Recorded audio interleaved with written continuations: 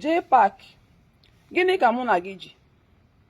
Isi na m gara na mmiri krokodil achụọ m ọsọ ebe m ga ime ha ọgbanje.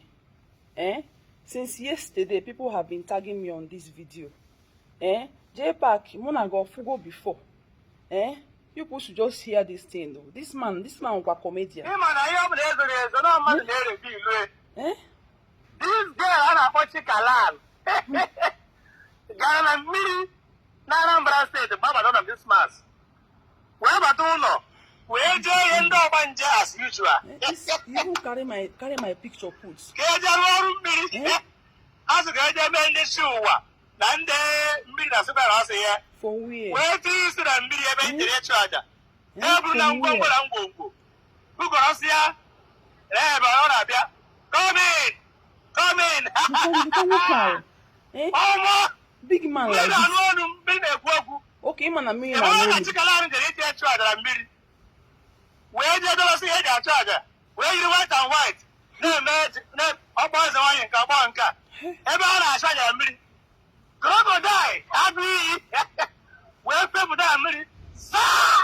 Pia, all the American Hawaii. Worodo. For where? Aja. The Facebook are the baby. Chikalani, where will you? Boom. Also. Moi. Where were also? Ben Johnson. Now, what did you get? Simio. Please. What no for if this man nako? People should see me. Jpac, mona go fugo before monyembo. I have never seen you in my life before.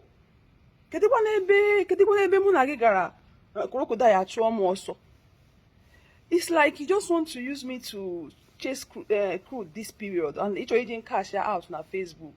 See, go and Google about Chikalan. Go address Chikalan now when you get na just na nonsense. Kedonye kurugo was a kick nonsense about me. Na crocodile achua also.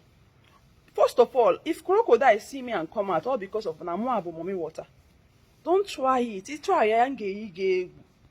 I'm just warning you because people have been tagging me on this video since yesterday night. I just saw people tagging me, asking me if it's true. Na Anambra State. Now, me I dey waka alone now. If you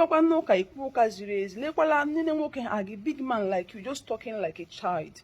If you and there's a wine nonsense. Nonsense. So you could dress so. The what dress like I'm just warning you. I'm just warning you for the last time. Don't try it next time. Don't try it. Ejikwara ha me call nonsense again. Makana gawaga dress go and Google about Chikala. Gawaga Google. I like to mind my business. But if you call me out with full chest, ngenye go overdose. Mwa abu Chikala ngenye go overdose. Don't try it next time. I'm just warning you. Makana you someone they respect. They no na Facebook or na nonsense. The Instagram and na local like this. Man who can call along with full chest. Kedi hemu na giji. It try next time nga yige egwu. Makana mu abue ke nga yige egwu nga atu gi like this. Nga atu nga yige egwu. Don't do it next time. Biko. If you know Jpac, go on and more because I may look calm. You can look calm and very soft, but I do not take nonsense from people. It try next time.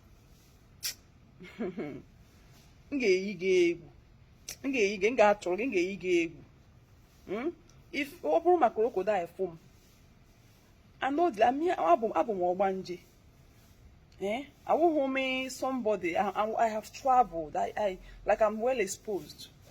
But so the guy what I don't say nonsense with my name. Imenya nga atogi nga weke wo bia nu jure apa nga hikobugi like nga atoga ato. Don't try it next time. Nyara. Lekwado ọ na-ekwu na-achị. Ọ na-ekwu na-achị ihere emega hụ gị. You should warn him.